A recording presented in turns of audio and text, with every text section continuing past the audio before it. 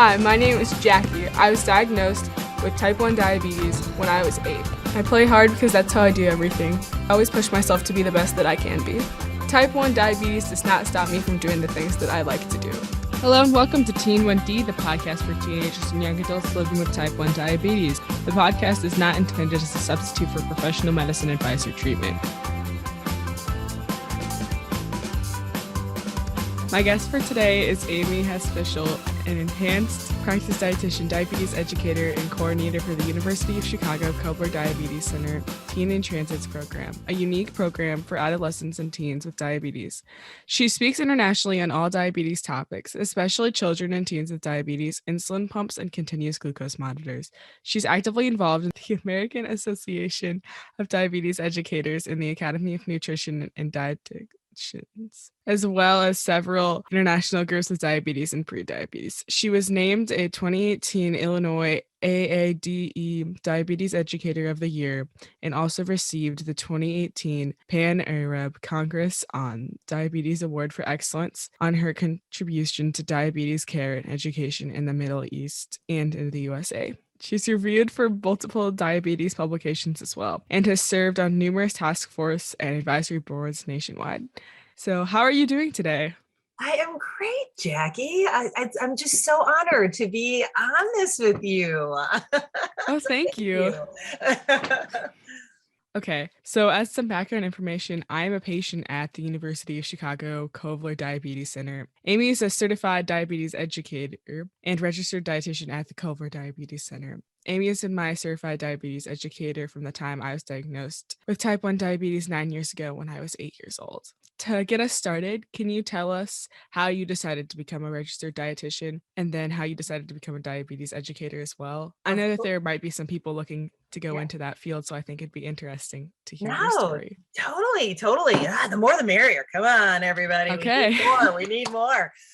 So I became a registered dietitian more because I was originally going to go to medical school. And, one of the endocrinologists that I was working with at the time, he said, Amy, you love working with people with diabetes. If you become a physician, you won't be able to spend as much time with people. Again, you don't spend as much time as a dietitian or a nurse or a diabetes educator. So again, that kind of conversation kind of led me to not go to medical school and continue as a dietitian. Now, certified diabetes educator has they've changed the terminology, and so now we're called certified diabetes care and education specialists.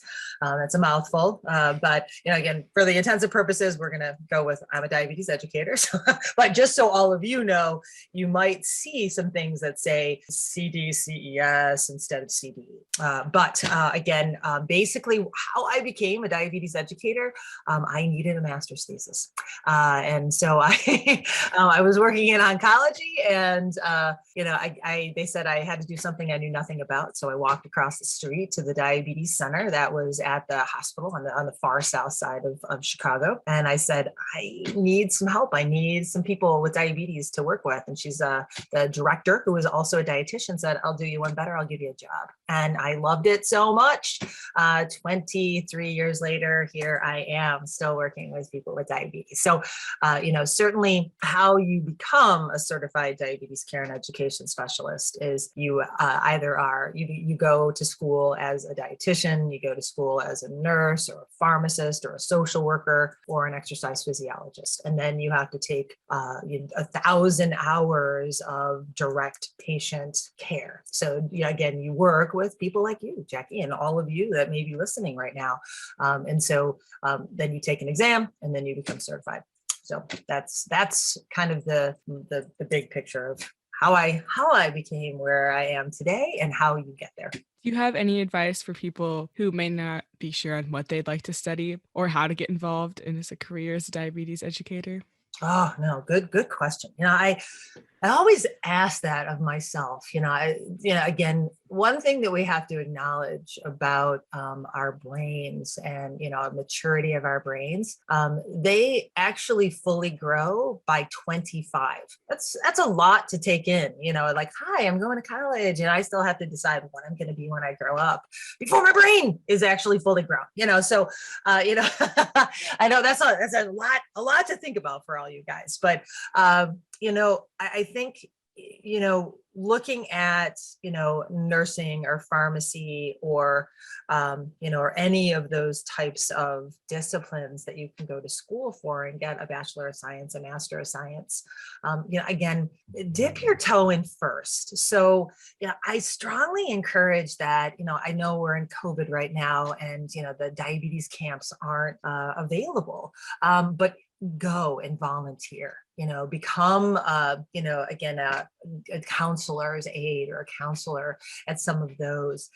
Go to your local American Diabetes Association or your local JDRFs, and ask them how you can get involved, because then you're going to get more access to other diabetes groups. So then you can really say, hey, can I, shadow you for a day at your diabetes center, or, again, the endocrinology office. So I would start there, because again, it's a lot to take in and say, yep, I've decided what I'm going to be at age 18 without really knowing what it is. So I would start there. Okay. And here's just a question that I kind of have Sure. had to, now that I really think about it. What age are some of the patients that you can see as a diabetes educator? Oh, I've seen from birth through 90. I think the oldest person that I've seen in the 20-ish years that I've worked was like 95. So, it Wow. runs the gamut. Again, I think that, I've been fortunate because, I've worked with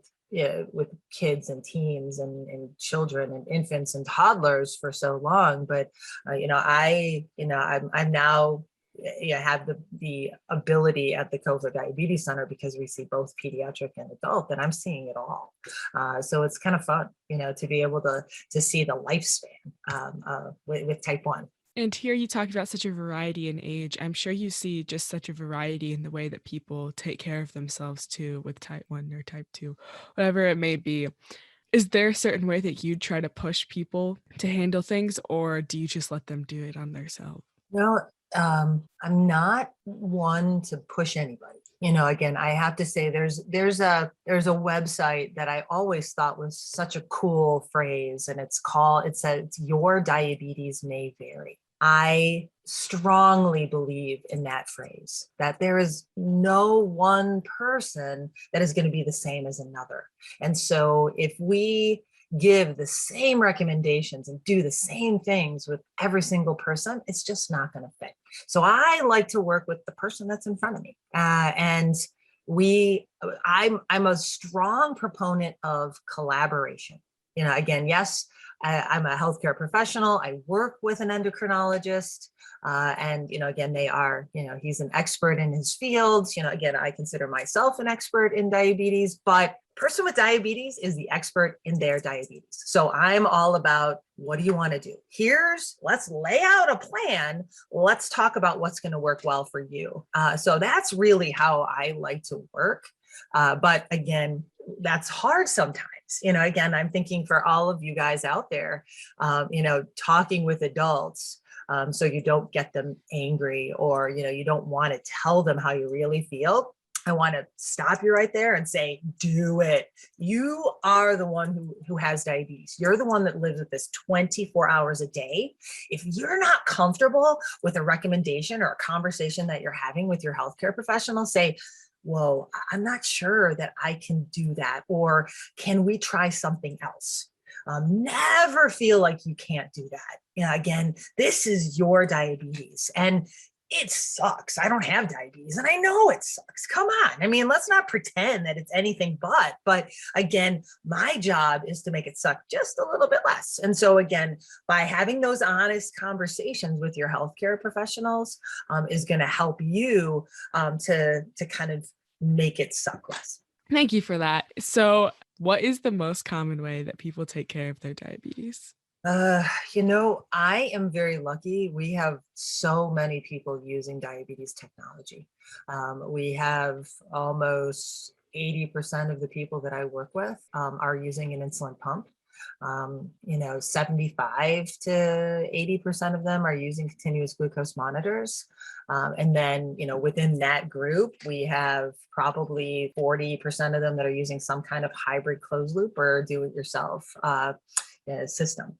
So, yeah, again, I can't say enough about diabetes technology because, again, we know that it can improve your quality of life. Again, certainly, the big buzz is always like, let's get your A1C down. We have to get your blood sugar down. We have to reduce your risk of low blood sugar, which all of those things are important. I'm not saying, but I need your brains to be, happy about who you are and where you are and enjoy life. And so a lot of these technologies can help people be a little bit happier about just living life. And if I had to choose between pumps and CGMs, I would go with CGMs every time. Okay. If somebody would say, I don't really want to wear so many things. I don't want to be, a robot. What are you doing to me? Again, we can say without a doubt that continuous glucose monitors have a much bigger impact on overall blood sugars, reducing risk of low blood sugars, and also improving, your quality of life, just making you happier overall and satisfied. So, because again, CGMs give you, that comfort of, okay, I'm not going to die overnight, or I'm, Yes. I'm not going to go low. So those, that's typically what I would, that's my line when it comes to technology. You also mentioned earlier that you take care of just mostly kids and teens. Are there any certain accommodations that you would suggest to teenagers and young adults when they're going off to, for example, maybe a boarding school, college, or trade school, or joining the workforce? Sure. Let's start with school first, again, so if we talk about, reasonable accommodations, so there's something, safe at school is a American Diabetes Association kind of movement that kind of gives the schools, every piece of information that they need to work with somebody with diabetes. But again, if I'm going to say, with schools, again, making sure that you can handle your own diabetes without the supervision of a nurse. Sometimes that doesn't necessarily, fly with the schools. But again, a reasonable accommodation is, yes, I can treat my low blood sugars in the classroom. I can treat my high blood sugars in the classroom. I'm allowed to have my phone with me because that's what the CGM is connected to. Again, I'm allowed to have some alarms and alerts beeping because it's going to alert me if I'm going too high and reduce my risk of ketoacidosis. Again, having food in the classroom. Again, those are like big accommodations for, just for schools. I also like to take one extra layer because we think of, again, I know SATs and ACTs are pretty much kind of going to the wayside now, but, again, when we think of examinations, so any exams, any standardized exams, allowing for something called stop the clock testing. And again, there's two ways that you can do this. So stop the clock means I have a low or a high, they're stopping the clock. So again, you're not going to waste any of that extra time that you have on that exam. They won't restart it until you feel better. I like stop the clock because, again, we know with low blood sugar, it takes 45 to 60 minutes for your brain to recover. So again, that's why the stop the clock is important. Now, there's another thing that they do have for exams is called 1.5 times. I'm not really a fan of 1.5 times because, again, like I said, if you're low, it takes 45 to 60 minutes for your brain to recover. So, again, that's why I usually kind of push for stop the clock. So those are the biggies that I tend to recommend for, when we talk about boarding schools, grade schools, high schools, middle schools, so. Now, college. So college doesn't have kind of the same like 504 plans, IEPs, diabetes medical management plans that they have in schools. But they do have something called an Office of Disabilities or a disability office. You want to make sure that once you know where you're going to college, you're reaching out to them. Because again, you want to be on their list that, again, you have diabetes and that you may require some accommodations. This is not an any way saying that there's weakness or anything wrong with you. And so I want to make that very clear, because I know the term Office of Disability sounds kind of weird, but again, they are a really good ally, because what they do is that they consolidate all of those accommodations that I also recommend. So what I recommended in school, in grade school, middle school, and high school, I would recommend the same for college. And again, that stop the clock testing, if you have a low, that you have, perhaps a note taker for class, again, but what that does by signing up with the Office of Disabilities, your professors then know that you have diabetes. And, again, it does sometimes give you a little more access to that. They understand that, you're not going to be, balking the system or anything, but, if you need a little extra help, they'll be able to be there, or the TA or whoever is in there. So that's typically what I'm going to recommend for college. Now, work. Again, the Americans with Disabilities Act is, again, a national act that basically says they can't discriminate against you. And so they are, by law, they have to give you reasonable accommodations. So those reasonable accommodations, again, are all typically the same as what we would recommend. Of course, you're not going to be taking exams in your work, but again, making sure that you are allowed to treat your lows. Again, allowed to make sure that if you're high, that you have extra time. While eating meals. In the atmosphere that we have today and the technology that we have, we don't necessarily have to be as regimented about when we eat, because again, it's all about if you're using a pump or using basal insulin, again, it's going to be a little bit flatter. So it's not going to be leading to as much hypoglycemia. So we don't necessarily have to kind of, say, well, you have to have lunch at this time, but certainly, having snacks available and things like that. So again, really having a conversation kind of after you're hired, again, because, again, another law that they can't ask you about those types of personal things during an interview. After the fact, again, then you can work with human resources and say, yeah, again, these are some accommodations, but, most of the time it's, again, working with your supervisor and say, yeah, this is what I need. There's also another piece that you can ask for, kind of FMLA, which is Family Medical Leave Act. Some of your parents may have already done that with their works, because again, if somebody has a chronic condition, you can fill this out through the Human Resources Department, and it kind of allows you, some time, like I need to go into my doctor's appointments. I need to, in the event that I'm sick, again, in the event that I have a severe low, in the event that I'm hospitalized. So there are lots of kind of pieces to this puzzle, but, again, making sure that you do kind of follow those types of accommodations, because by law, you're allowed them. Going back to the college topic, what are your thoughts on college room assignments? Are there advantages to having a roommate or a single room without a roommate? That is a really good question, Jackie. I'd say personally, having a roommate when you've never roomed with a person before is always a very interesting experience. But I think that kind of lends to the college experience. Now, in working with as many college students as I've had, again, I do find that more male roommates who are assigned to like random strangers do much better than female that are assigned to, it just happens. I get it, but I don't want to generalize, but I've just seen that in all of my patients that, again, it doesn't always work well. It's all about personalities. So I think a couple things that you have to consider is that, yes, while I say it's part of the college experience, that roommate does need to understand that you are going to have perhaps audible alerts and alarms going off. They don't need to be your mother or father, but, again, they do need to understand the acute complications of diabetes. So how to treat a severe low. So again, they would need to possibly know how to use glucagon, and for high blood sugar for ketoacidosis. Again, while they don't need to be doing anything, but they just need to be able to either go to the RA or the residence hall director, or, again, so those are some things that you have to think about. It's sometimes really easy if you're just going to be rooming with a friend. Again, that I have to say works out really well for most people. Now, on the flip side, having your own room, sometimes that's hard, especially if you're a freshman going in. There may not be the availability to do that. Even if, your healthcare professional writes out to the Office of Disabilities and asks that it's required.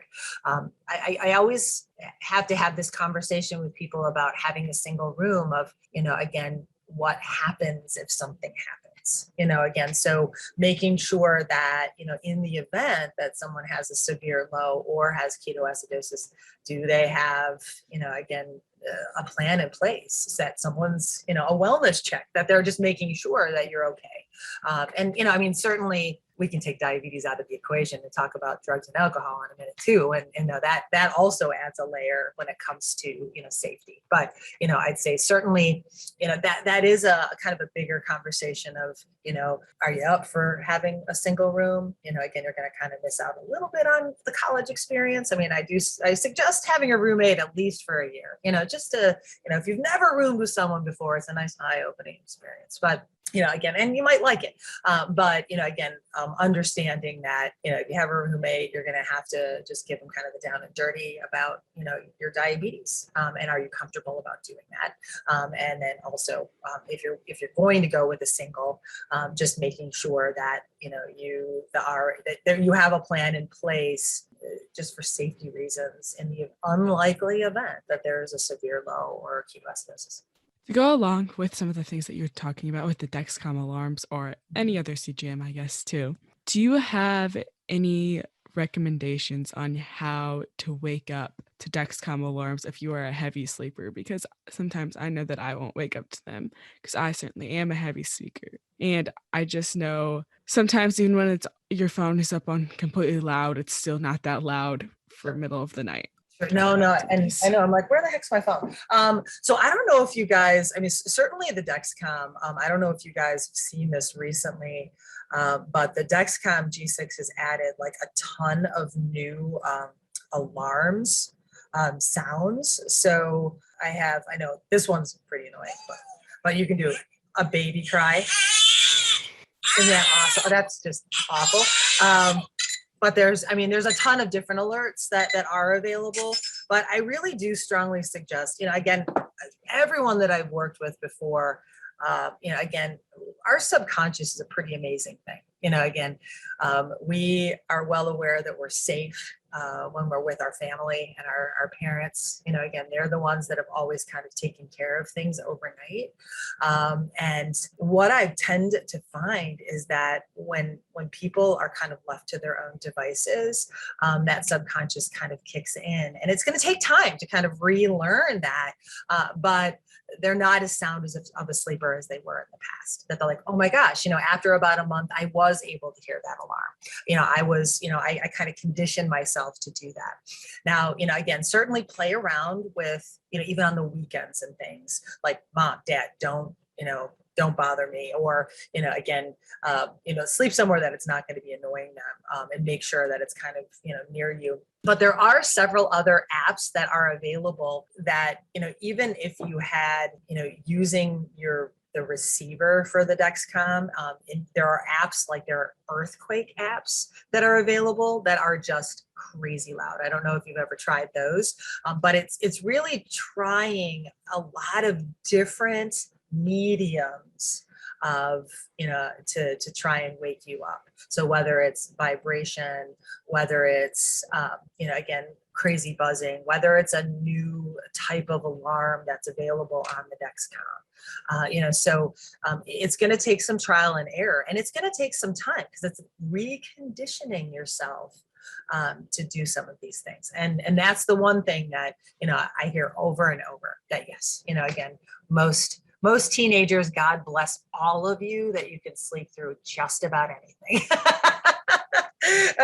But it's going to take some time to just kind of practice and try and relearn. So I don't have any really, like there's nothing that I can flip the switch and change it immediately, but it's going to take a little practice. No, but thank you so much for that, though. And I know that you are also the coordinator for the University of Chicago Cover Diabetes Center Teen in Transit program, and that this is a special, unique program for adolescents and teens with diabetes. Can you share with us some goals for and topics covered in the Teen in Transit program, and when you begin discussing these topics with adolescents and teens? Sure. So this transition program, again, we kind of created it almost 15 years ago.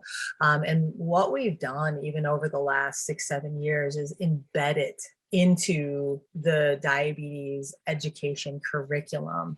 So pretty much, again, it's not necessarily a formal program that somebody goes through. It's already part of the program. We kind of created that just because it's just an easier way. So what it means is that everyone is kind of hearing the same curriculum and then, setting individual goals based on the person that's in front of us. So basically what it means is that, that's the specific curriculum and topics that we're really kind of covering is, certainly all the same things as somebody would when they were first diagnosed.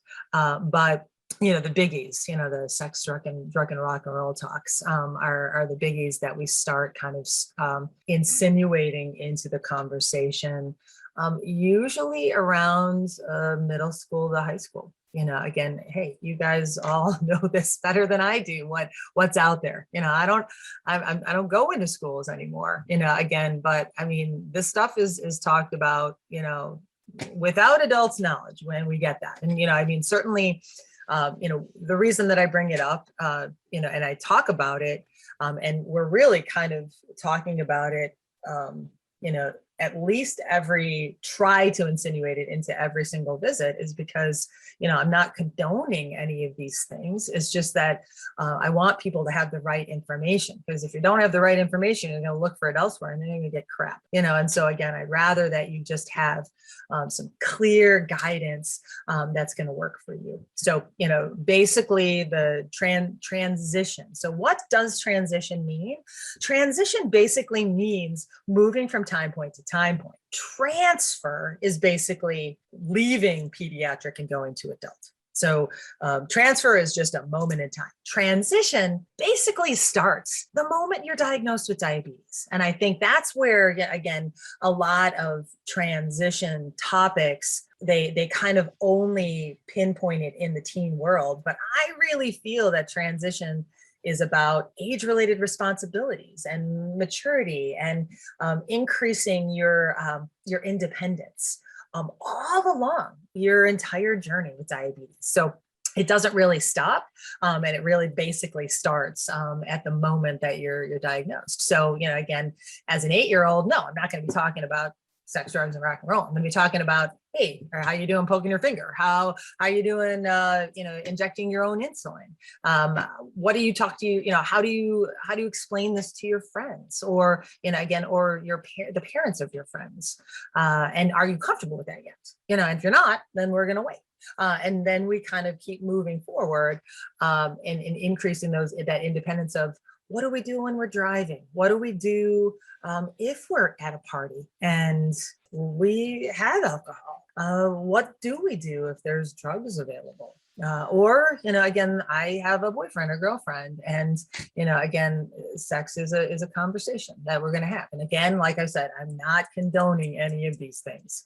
But again, one really important thing that you all have to understand is that there's never any judgment about talking about this with your healthcare provider. Our job is to help you get the right answers, not condone what you're doing, but not judging you either. And that's really important, that there is no judgment here. But again, having that honest conversation about it.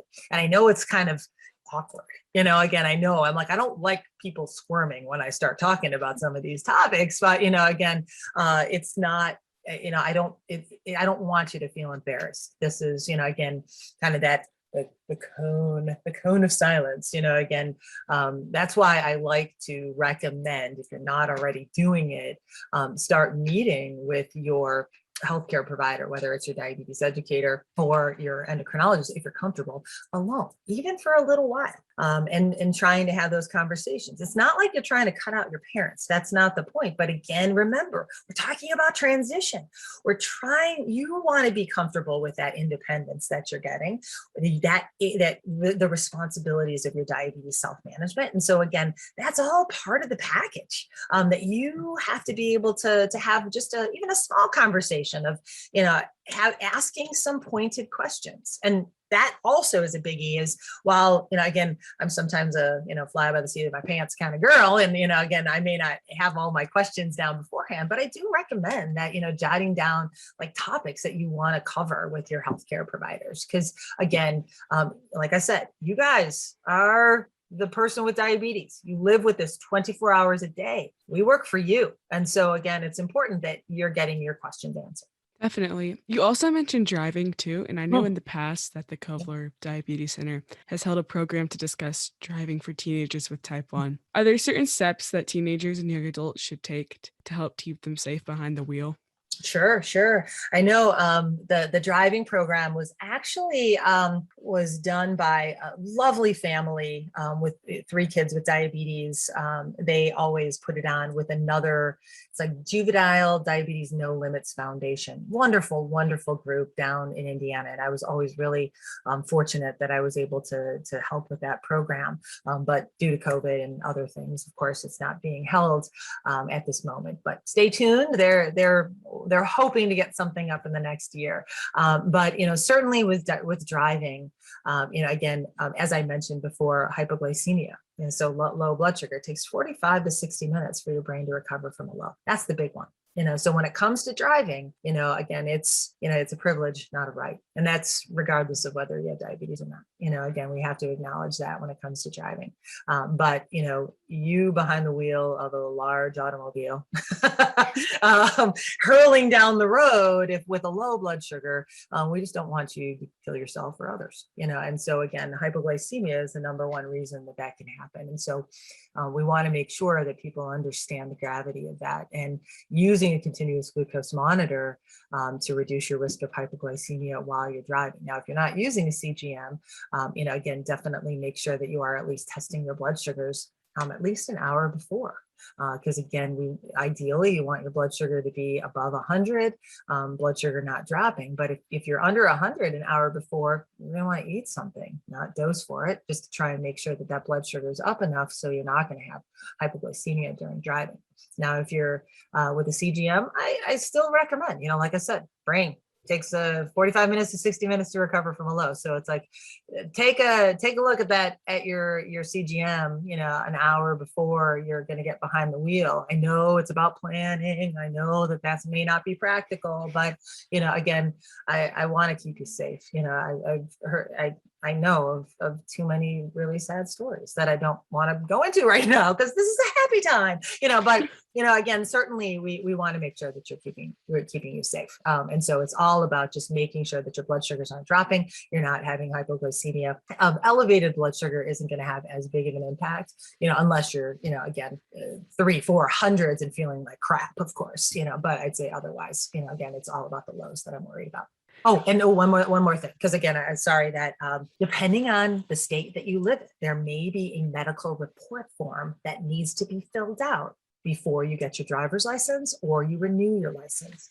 double check the American Diabetes Association website to see where you live. Again, we're in Illinois. And so again, we have the medical report form that does have to be filled out, because I don't want anybody schlepping to the driver's place, because that's like a god awful place to be right now. You're basically living your life there for a day or two, and then get up to the line and say, sorry, you don't have your form. And then you're SOL. So just make sure that before you go, do you need a medical report form? It needs to be signed. It needs to be an original signed form from your healthcare provider. Another thing, it does not have anything to do with this, but that may be common in a situation, is what should someone do if they're away from home and that they don't have a supply that they need? How would you recommend one would get something from a pharmacy if they don't have a prescription for it?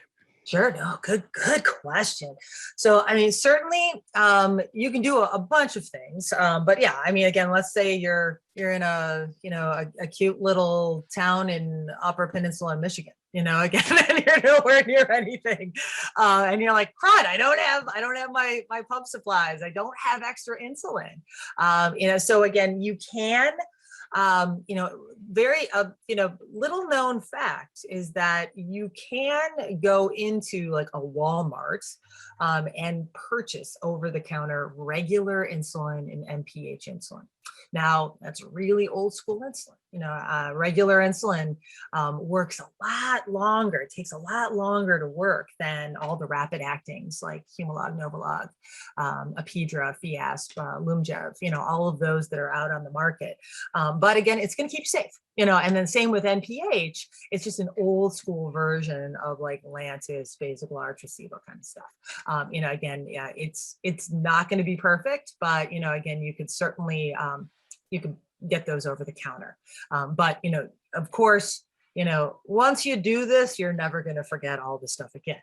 So that's one thing that we do tend to find. But making sure that again, have a list of all the stuff that you truly need. And I generally say bring a couple syringes, always bring some extra insulin, always pack a couple extra infusion sets and or pods, again, or cartridges and reservoirs, again, but certainly preparation is going to be key to do that. But certainly in the event you say, oh crap, I forgot, I don't know what happened, again. And I was watching the movie, I can't remember now, crud, I forgot the name of the movie. It's with Gerard Butler. And it's this kid with diabetes, and they forgot all of his insulin supplies. And so again, the mom was like rushing to a pharmacy to get it, again, Greenland, it was called Greenland, and end of the world kind of stuff. It was awful. But, again, going to a pharmacy and picking up like NPH or regular without a prescription is possible. Another thing that I tend to deal with a lot is knowing when the issue is the pump or when I just have to be patient. Do you have any advice on how to know if it's the technology or user error? No, and I'd say I want to start off by saying, again, and I know how frustrating all of that is for all of you, but be kind to yourselves, because again, there are 40 to 50 different things that affect your blood sugar at any one time.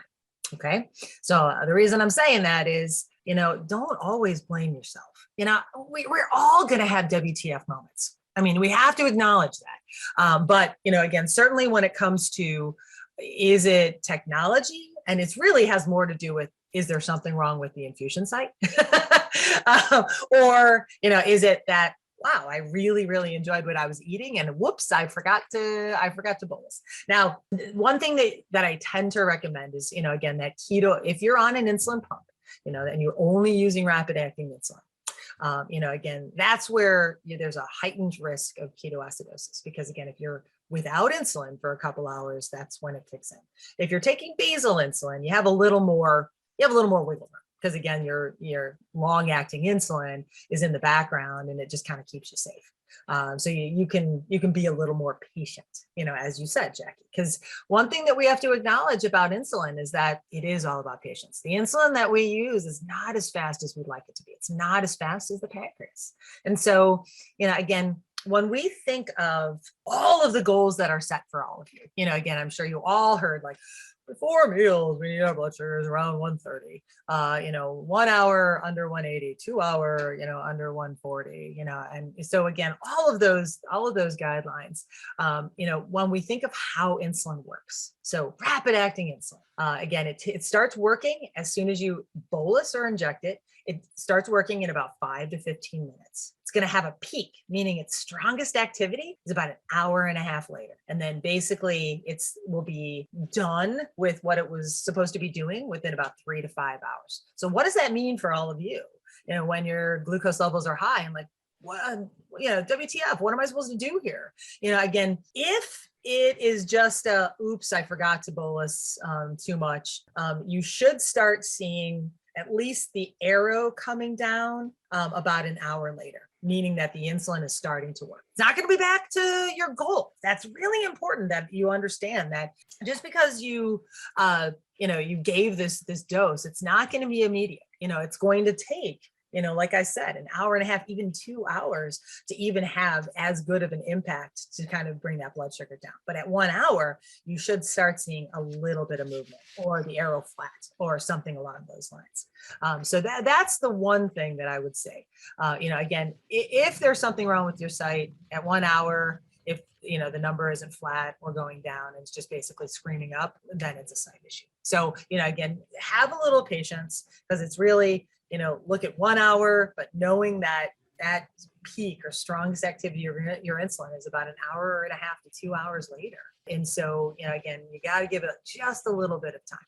And then to go along with that, when you know that blood sugars are not being perfect all the time, when do you know that it is time to make changes to your correction ratio or insulin to carb or basal rate, et cetera? Sure. And I just want to comment one thing. Again, it's all about the words. There's no such thing as perfect. I don't want to burst anybody's bubble, but again, your glucose levels are changing all the time, and as you're growing, your hormones are changing. And remember the 40 to 50 different things that affect your blood sugar at one time. So again, I don't want to promote mediocrity. Again, I want to be very clear about that. But again, I also don't want to set you guys up for failure. Perfection is an illusion when it comes to everything in our life. There is no perfect. So, again, understand that there are going to be hiccups, and that's okay. Remember, what we look at is we're trying to prevent long-term complications 10, 15 years after you've gotten diabetes. How do we do that? Time and range. If you're 70% or more time and range between 70 and 180, again, we are making sure that you are staying safe and you're going to live a long, healthy life. So again, I just wanted to kind of set the stage there for a second. But now, knowing as a teenager, you have all these hormone changes and all of these things that are going on, and lack of sleep and all of these things that are going to affect your blood sugars.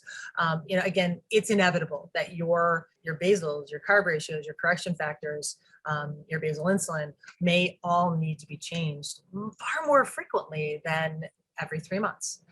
But how do you figure that out? Well, we figure out that, the easy one is looking at, after meal blood sugars, for carb ratios and correction factors. So the general rule is if you have the right carb ratio or correction factor, you have to look at them separately because you can't do it together because that's like an F show. But if you're doing, you're looking at that at 2 hours, your blood sugar should be within about 30 to 50 points of your goal blood sugar, and looking at that over the course of a week or so. Again, in the event that you're seeing that that's consistently elevated or low, it's telling us that that carb ratio and or that correction factor is off. And so then a change may be needed. Basals are sometimes a little bit harder to kind of navigate because there's so many things that are going on. But the overnights are a really nice way to kind of look at, because you're not eating or bolusing or anything. But again, if the blood sugars are greater than 30 points from each other, then it tells us that the basals need to be adjusted. Typically, as I said, rapid acting insulin, again, peaks in about 1.5 to 2 hours. So again, if you're going to make a basal change, you're going to make the change 2 hours prior to where you want to affect that change. Thank you so much for that. Yeah, sure. And as the system becomes more and more popular, have you had any experience working with patients with a closed loop system even if it's been like a do-it-yourself or it's been something that has been released and FDA approved. Yeah, no. We have hundreds and hundreds of people that are using the hybrid closed loop or automated insulin delivery systems. But we do have, again, at least maybe 24 people, maybe 30 people that are using the do-it-yourselves. Not as many, because you have two things. We have those that are doing the do-it-yourself with Omnipod, and then we have the do-it-yourself with like the old school Medtronic pumps. So we have a couple people doing that. The one thing about the do-it-yourselves is that we aren't involved in a lot of the training, so it really is on all of you to kind of keep up on all of that, and know the cookbook back and forth, and again making sure that the updates and all of that. So I'm only really involved kind of on the back end of, here, let's make changes to your basal limits or your carb ratios and things like that. So I'm helping with that. And the same with the hybrid closed loops. Again, I have to say, I feel that they are such valuable tools, and I am really looking forward to the FDA approved Omnipod 5 that's coming out, because again, I think it's going to build on all of the successes that we're seeing with the current hybrid closed loops. What I like about Tandem in particular is that for the first time in as long as I've been doing this, I hear people saying, I don't have to think about diabetes as much, and it makes me so happy to hear that, because I mean, it's exhausting for all of you to have to think about this 24 hours a day. These devices, help you with those extra 40 to 50 things that are affecting your blood sugar that we can't account for. It kind of helps in the background. So again, I really do feel that it is a leap forward for people. And again, I understand that a lot of people don't want to go to a tube system yet. And so that's where, hopefully the Omnipod 5 will be coming out soon, because that'll be awesome for all of you Omnipod users. But again, it's a lovely, lovely system. It really works so well overnight. The one thing that I do have to say though is, for those who drink alcohol, it can't necessarily account for that as well. And so again, we sometimes have to do alternate measures of like reducing the amount of basal or turning off the control IQ. So at least they don't have hypoglycemia, because again, I don't want the pump giving insulin when they shouldn't be getting it. And the same with sports. So again, if somebody is involved in, extended amounts of time with sports or some kind of exercise, it sometimes can't always keep up. So we have, little idiosyncrasies, but again, I'd say certainly all things that are manageable. But one really important thing about all of these systems, they take time. And, again, learning something new is going to take time to kind of, get yourself used to it. And you talked about the effects of alcohol. What would that do to a person's blood sugar? Typically, a drink takes about an hour for the liver to process. So again, one thing that we have to understand is that our liver stores all of your sugar. It gives you sugar throughout the day. That is kind of what your basal is also working off of. So your basal rate is accounting for the glucose that's coming from the liver. When you drink alcohol, the liver stops doing everything else except processing that alcohol. So it means that your liver's out of commission, not giving you glucose for about an hour for every drink. So two really important pieces there is that, all right, this could mess with, your basal might be giving you too much and cause hypoglycemia. And the second thing is that glucagon does not work because your liver's out of commission. So again, really, really important, having a plan. Generally speaking, what I recommend for patients is, again, if you're using a hybrid closed loop, I do recommend not using it, and then setting a temp basal of 50% equal in hours to the number of drinks, cutting all other boluses in half to reduce risk of hypoglycemia. And then, if somebody's on a basal insulin, again, usually decreasing that if they're taking it at nighttime, 1 unit for every 1 to 2 drinks. Now, one other really important piece though, is that for those of you that are taking Toujeo or Tresiba, those ultra long acting insulins, They have something called steady state, meaning that you make a change, it's not necessarily going to go into effect for 3 days. So changing Tujeo and Traceba in relation to those things, or even exercise, may not work as well, because again, it's affecting your blood sugars 3 days from now. So. And this is our last question. I know that you enjoy traveling both for work and vacation. Can you tell us some of your favorite places that you've been? My goodness, that is I have to say, one of my favorite places in the world is Egypt. I've been to Egypt 8 times, 9 times, might have been 9 times. Egypt is my number one on my list. Australia is just amazing, regardless of where you are in that continent. I strongly encourage that all of you, traveling with diabetes is easy peasy. Pre-planning, but again, definitely, again, once the world opens up again, again, there's some great places for all of you to go to. All right. Thank you so much for being on here. It is my pleasure. Thank you for asking me, Jackie. And yeah, everybody for listening. I hope this was helpful to all of you. Okay. That's all for today. If you have any suggestions for future topics or guests, or just want to say hi, don't hesitate to reach out. You can email me at teen.teen1d@gmail.com or DM me on Instagram at teen1dpodcast. If you like my podcast, don't forget to subscribe, rate, and review, as it really does help me out. Thanks so much for listening, and don't forget to tune into next week's episode. Have a great week.